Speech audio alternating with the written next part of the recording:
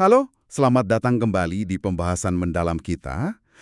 Kali ini kita benar-benar mau nyelam nih ke pertanyaan besar soal siapa sih kita ini. Sumber kita bab 12 dari buku kerennya Elizabeth Kolbert, The Sixth Extinction. Judulnya aja udah bikin mikir, gen kegilaan atau the madness gene. Wah, judulnya provokatif banget ya. Bab ini emang langsung menghadapkan kita sama kerabat terdekat yang udah nggak ada, Neanderthal, terus bertanya, apa sih yang bikin kita, Homo sapiens, beda banget? Apa yang dorong kita sampai nyebar kemana-mana, sekarang malah mau ke Mars segala? Tepat. Nah, jadi misi kita hari ini yaitu menggali inti dari bab ini. Kita bakal lihat gimana Kolbert ngerangkai cerita penemuan Neanderthal, terus usaha gila buat baca DNA purba mereka, bukti interaksi bahkan perkawinan sama manusia modern, sampai ke pencarian dasar genetik buat sifat unik manusia yang, yaitu tadi, disebut kegilaan sama Svante Pääbo. Ini bukan sekedar pelajaran sejarah kuno aja kan ya? Ah, jauh dari itu. Kayak yang Colbert tunjukin, memahami Neanderthal dan hubungan kita sama mereka, itu kayak kita lagi ngaca, gitu. Cermin buat lihat keunikan spesies kita, potensi kita yang luar biasa, tapi ya mungkin juga sisi destruktif kita. Kita akan fokus gimana riset genetika modern, khususnya dari proyek genom Neanderthal, itu mengubah cara kita melihat semua ini. Oke. Mari kita mulai dari awal deh, penemuan mereka. Di Lembah Neander, Jerman, tahun 1856. Kolbert cerita detail yang menarik banget soal museum modern di sana. Ada morphing station, jadi Anda bisa foto, terus mesinnya ngubah wajah Anda jadi mirip Neanderthal. Dahi lebih landai, dagu agak masuk gitu. Lumayan seru sih ngebayangin kerabat kita ini secara visual.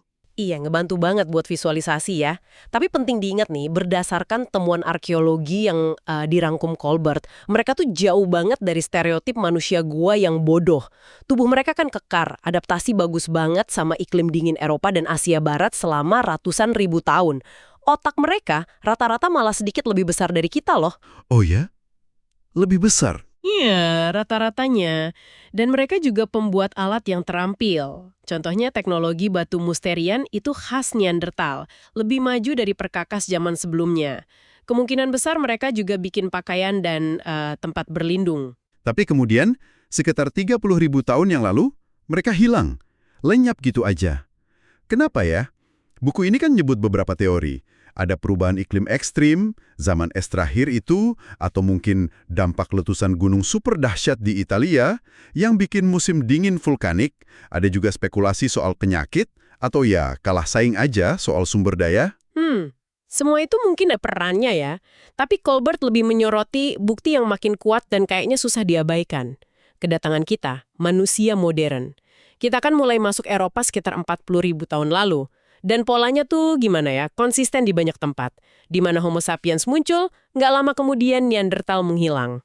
Waduh, Iya, ada kutipan yang cukup nyelekit dari seorang peneliti yang Colbert angkat.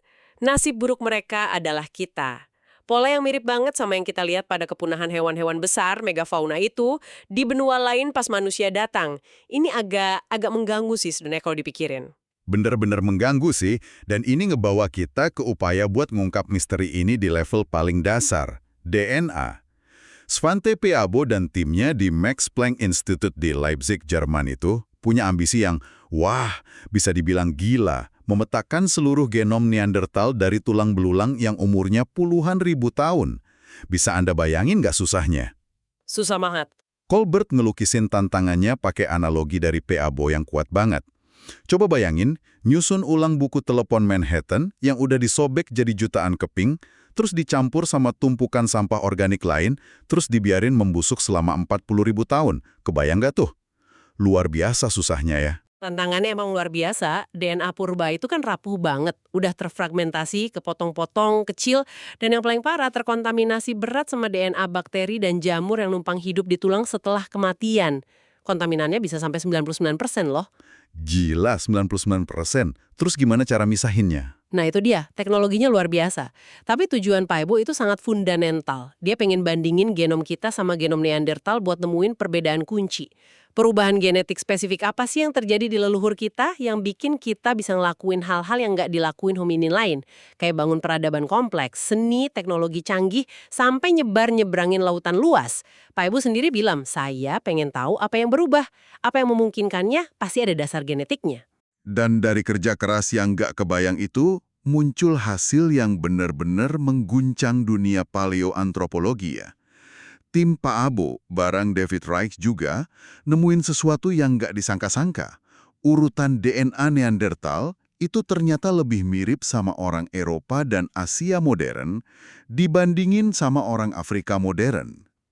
Betul sekali, ini langsung nantang model out of Africa yang waktu itu dominan banget. Model itu kan asumsinya manusia modern keluar dari Afrika terus sepenuhnya gantiin populasi hominin purba lain tanpa ada kawin campur sama sekali. Jadi model penggantian total gitu ya? Iya, model penggantian total. Nah, temuan Pak Abo ini maksa para ilmuwan mikir ulang cerita asal-usul kita. Muncullah hipotesis baru yang disebut penggantian yang bocor atau leaky replacement.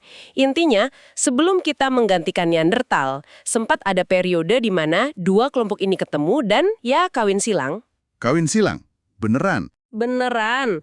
Bukti paling kuatnya ya dari analisis genom modern.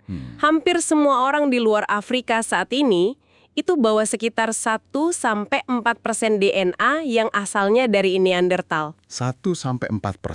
Kedengarannya kecil ya, tapi kalau dipikir-pikir, Implikasinya besar sekali. Ini bukan cuma angka statistik loh. Ini bukti hidup kalau batas antara kita, Homo sapiens, dan mereka, Neanderthal, itu jauh lebih kabur dari yang kita bayangin sebelumnya. Secara harfiah, mereka itu bagian dari leluhur kita. Jadi buat Anda pendengar yang punya leluhur non-Afrika, ada kemungkinan Anda bawa sedikit warisan genetik dari Neanderthal dalam diri Anda. Mereka bukan spesies alien yang terpisah, tapi bagian intim dari sejarah kita. nah ini nyambung banget nih ke judul babnya. Kegilaan. Si Pak Abo ini, seperti yang dikutip Colbert, dia merenung, apa sih yang bikin manusia modern ini jadi beda banget perilakunya. Dia ngelihat semacam kegelisahan Faustian, dorongan aneh yang gak kenal lelah buat terus menjelajah, nembus batas, ngelakuin hal-hal yang kayaknya nggak masuk akal gitu. Kegelisahan Faustian ya? Iya, Colbert ngasih contoh gimana manusia modern bisa nyebrangin lautan luas pakai teknologi perahu sederhana buat sampai ke pulau-pulau terpencil kayak Madagaskar atau Pulau Paska. Sesuatu yang Neanderthal atau bahkan Homo erectus yang juga nyebar luas di daratan Eurasia itu nggak pernah tercatat ngelakuin hal kayak gitu. Persis. Ada kutipan Pak Ebo yang kuat banget soal ini. Dia bilang, ada kegilaan di sana. Berapa banyak orang yang pasti berlayar dan menghilang di lautan hanya untuk mencoba? Dan kenapa Anda melakukan itu? Dan sekarang kita mau ke Mars. Kita nggak pernah berhenti. Nah, kegilaan inilah, dorongan unik buat terus bergerak, berinovasi, ngambil resiko inilah, yang Pak Ebo curigai punya dasar genetik. Jadi ada gennya gitu. Dia berspekulasi gitu. Mungkin ada mutasi aneh di genom kita. Mungkin sesuatu yang relatif kecil kayak inversi kecil di kromosom yang jadi pemicu semua ini keunikan kita, dominasi kita, dan mungkin juga yaitu potensi destruktif kita. Jadi si kegilaan ini yang mungkin jadi pembeda paling dasar kita sama Neanderthal. Meskipun tadi dibilang secara fisik dan kapasitas otak mereka nggak kalah, malah otaknya lebih besar. Nah, itu hipotesis kuat yang lagi dieksplorasi. Bahwa ada sesuatu dalam software genetik kita yang ngehasilin dorongan perilaku yang beda. Dorongan yang mungkin nggak dimiliki atau kurang kuat pada kerabat kita itu. Dan Pak Ebo sama timnya ya terus nyari saklar genetik spesifik mana sih yang bertanggung jawab atas perbedaan ini. Kalau kita lihat sejarah pandangan soal Neanderthal sendiri, itu kan juga menarik ya perubahannya. Dari citra awal yang dibentuk sama Marceline Boulay yang ngelihat mereka bungkuk, brutal, primitif, itu kan berdasarkan temuan kerangka orang tua dari La Chapelle aux Saints. Iya, temuan awal itu membentuk persepsi awal yang agak negatif ya. Terus kan bergeser ke pandangan yang lebih simpatik, kayak Ralph Soletki yang nemuin bukti penguburan, mungkin pakai bunga segala di Gua Shanidar, Irak. Dia sampai juluki mereka manusia bunga pertama. Terus kita juga tahu dari situs kayak Lavoisier di Prancis, mereka bikin kapak tangan dari batu yang simetris banget, indah. Itu butuh keahlian tinggi kan? Benar, pandangan kita terus berevolusi seiring makin banyaknya temuan baru. Tapi satu area perdebatan penting yang disorot Colbert itu soal kapasitas simbolik. Kalau dibandingin sama peninggalan manusia modern awal yang spektakuler, lukisan gua yang hidup banget di Chauvet atau Lascaux, Colbert nyebut Grotte des Combarelles sebagai contoh bukti seni atau penggunaan simbol yang kompleks dari Neandertal itu relatif. Langka dan seringkali ambigu. Maksudnya ambigu gimana? Ya, misalnya ada goresan di tulang atau batu, itu sengaja dibuat sebagai simbol atau cuma bekas proses lain. Debatnya masih panjang. Tapi intinya, ledakan kreativitas simbolik kayak yang kita lihat di manusia modern awal, itu kok kayaknya nggak sejelas itu di Neandertal.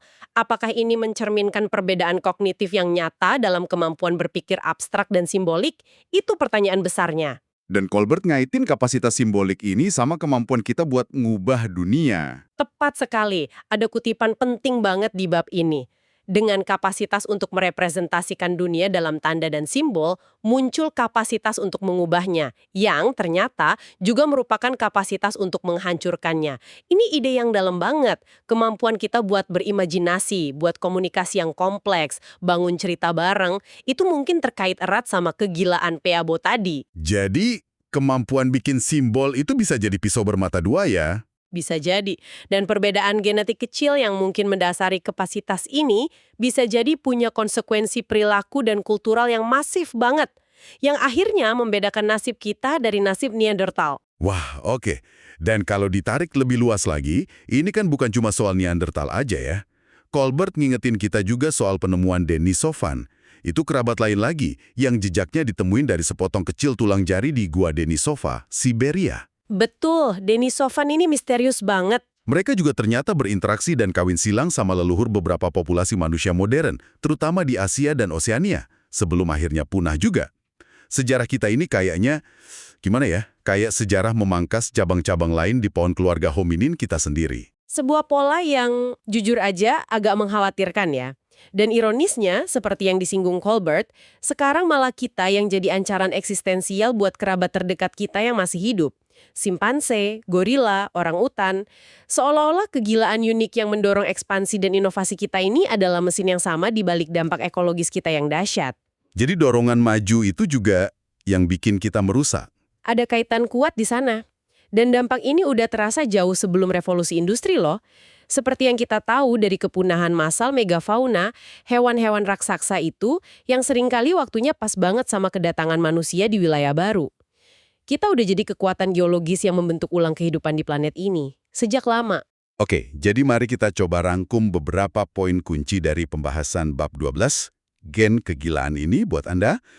Pertama, Neandertal itu kerabat dekat kita, mereka cerdas, adaptif, tapi akhirnya punah. Kedua, kita nggak cuma hidup sebelahan, tapi juga sempat kawin silang sama mereka, jadi banyak dari kita bawa warisan DNA mereka. Ketiga, ada kemungkinan perbedaan genetik yang mungkin kecil itu mendasari sifat unik Homo sapiens, dorongan kegilaan buat ekspansi, inovasi, dan kemampuan bangun dunia simbolik yang kompleks. Dan keempat, kegilaan atau keunikan ini kayaknya pedang bermata dua. Di satu sisi, ini yang dorong pencapaian kita yang luar biasa. Di sisi lain, ini terkait erat sama kapasitas kita buat ngubah lingkungan secara drastis dan bahkan nyebabin kepunahan, termasuk kepunahan kerabat kita sendiri. Pertanyaan sentral, Peo, gen spesifik apa sih yang bertanggung jawab? Itu bukan cuma soal akademik, tapi kunci buat memahami diri kita sendiri sebagai spesies. Nah, sebagai penutup, kami pengen ninggalin Anda dengan satu pemikiran buat direnungkan, yang diangkat Colbert juga. Kalau kapasitas kita buat representasi simbolik, buat perubahan, dan buat kegilaan, ini emang terkait erat sama kapasitas kita buat menghancurkan. Apa artinya ini buat masa depan kita? Gimana kita bisa ngelola dorongan unik ini secara bijak? Apakah gen kegilaan ini pada akhirnya bakal jadi kekuatan terbesar kita, atau malah jadi kelemahan fatal yang bawa kita ke punahan ke-6, yang kita sebabkan sendiri? Pertanyaan yang berat, tapi penting banget buat terus kita tanyakan ke diri kita sendiri sebagai spesies, ya kan? Betul sekali. Terima kasih sudah menyimak pembahasan mendalam kita kali ini. Sampai jumpa di kesempatan berikutnya.